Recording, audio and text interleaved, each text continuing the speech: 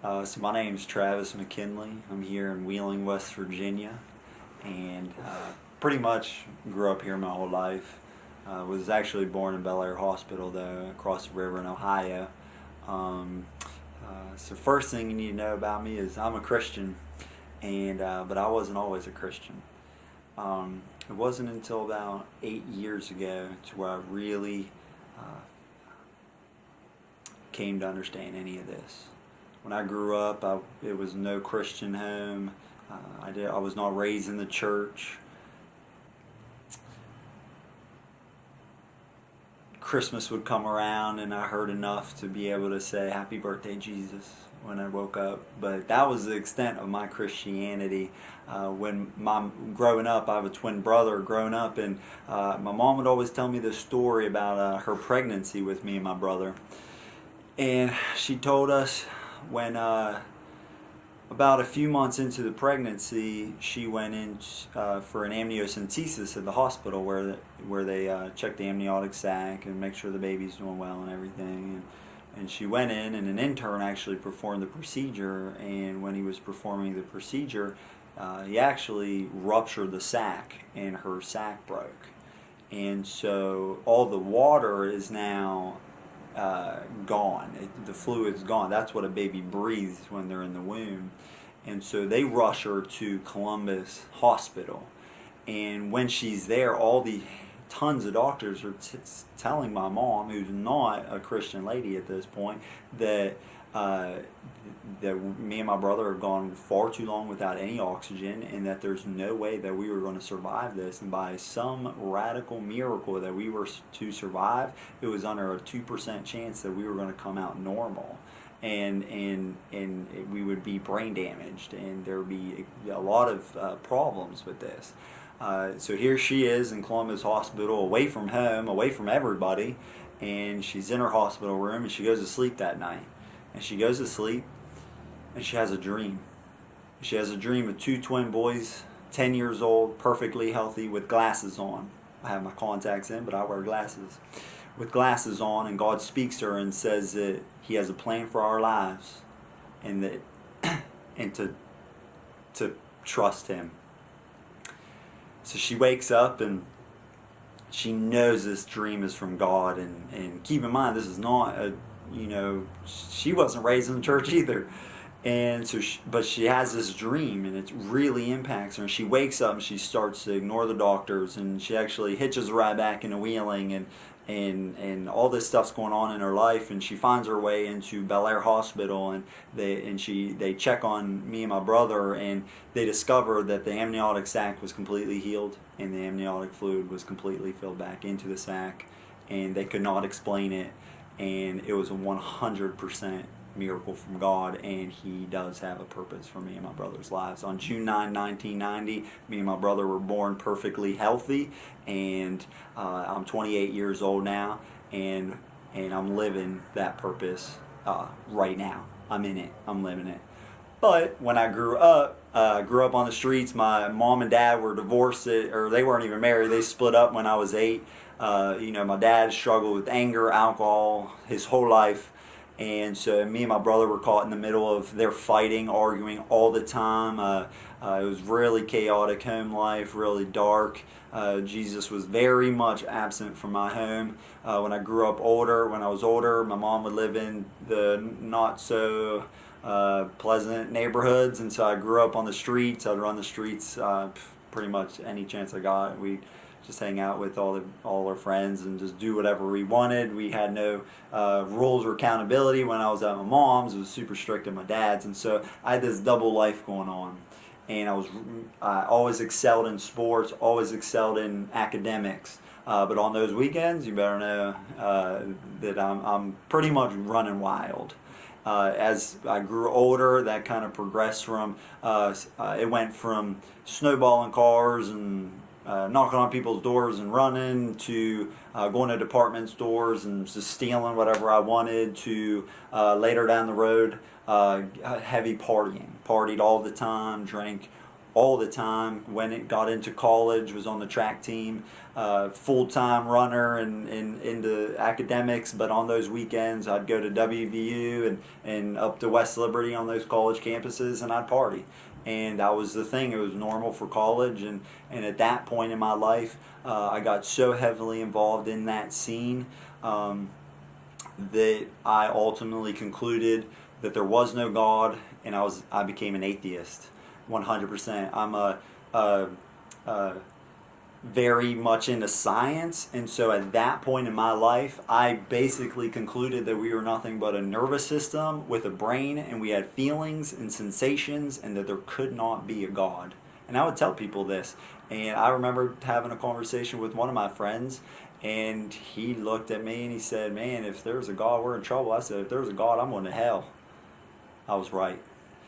And so I'm caught up in this lifestyle, and it gets progressively worse and worse and worse, and I'm drinking every single day.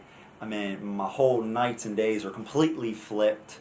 I'm sleeping during the day. I'm up all night. That was my life. I'm in darkness 100%. I'm completely separated from any idea of God. I just shouted him out, and now I'm my own God, and I'm doing whatever I wanted. I had no accountability.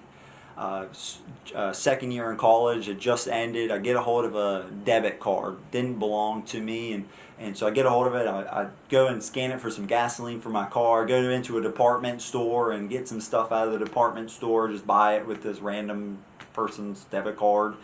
And I didn't think of nothing of it. You know, I've done a lot worse than that, and didn't think twice. A week later, I get a phone call from a detective. And this detective's looking for me, and he's telling me that I committed a very serious offense, a felony fraudulent use of a credit card, and that I was facing 2 to 20 years in federal prison. So here I am, a college student, 18 years old, I did a lot worse, and now all of a sudden my college finds out I get suspended. Track coach finds out, can't compete with the track team. And my whole life was sports and academics. And then in a single stroke, all gone, just like that. And now here I am. Everything I built my life on was gone. And so I examine my life, and I'm like, wow, empty, 100% empty. I'm walking around super depressed. I'm walking around afraid of the future. Didn't know what my life was about to, how it was going to play out, and I just had no idea what was ahead. And for weeks, I was in this state of depression and emptiness. And my twin brother even looked at me. He's like, "Man, like, I can tell you're struggling." He saw that I was walking around like a zombie, that I was walking around completely and utterly dead on the inside, and I had no idea what was going to happen. He saw it. Well, my sister, she's a Christian of the family, and there was a couple times where she tried to take us into a youth group and Sunday school and things like that. It didn't really work out, but she sat me down, chose her words wisely, carefully, and she hands me this Bible right here. 2010. She hands me this Bible, and she tells me to open up this Bible and read towards the back of the book in the New Testament. I had no idea why you would read a book towards the back. That made no sense to me at that point in my life. But I'm like, alright, I just trusted her. I went with it. So that night I went home, I went to my apartment, went to my room, and opened up the Gospel of Matthew for the first time. I never read anything from this book. Not a single word did I ever care to even think about opening this book. Ever. But now I had a very, very good reason to open this book, and I was in a spot that 100% God was drawing me big time. So I open it up and I start to read. Word by word, chapter by chapter. I could not put it down until I was done with that gospel. And by the time I was done reading, literally a blindfold came off of my eyes, and I was seeing for the very first time in my life, and I knew God was real. I knew He was so real, and I knew He was in the room with me. And everything I just learned about Jesus Christ came so alive. It flooded me. This understanding flooded me. I was seeing for the first time in my life. I was so blind, and now I see. I was so dead, and now I'm alive. All that depression leaves, anxiety leaves, and I'm full of peace and hope, to where in this moment I'm like, wow, I can't believe this is happening. If I go to prison, I'm telling everybody about Jesus. That became my mindset. I didn't even care if I went to prison at this point. I literally was excited, and I was so full of joy, and my life all of a sudden had meaning. All of it had meaning, and I saw that how I was at rock bottom. I just lost everything, but now I had everything. I wasn't raised in the church, but all these concepts were just coming alive in me, that I had everything. I had everything. I was set right there. I'm good. Like, what else is life about? I'm done. Let's go. So I was so happy and so full of joy, and I surrendered my whole life to Jesus, and my life has never been the same. I am literally a new creation. Old things have passed, and all things became new in that moment.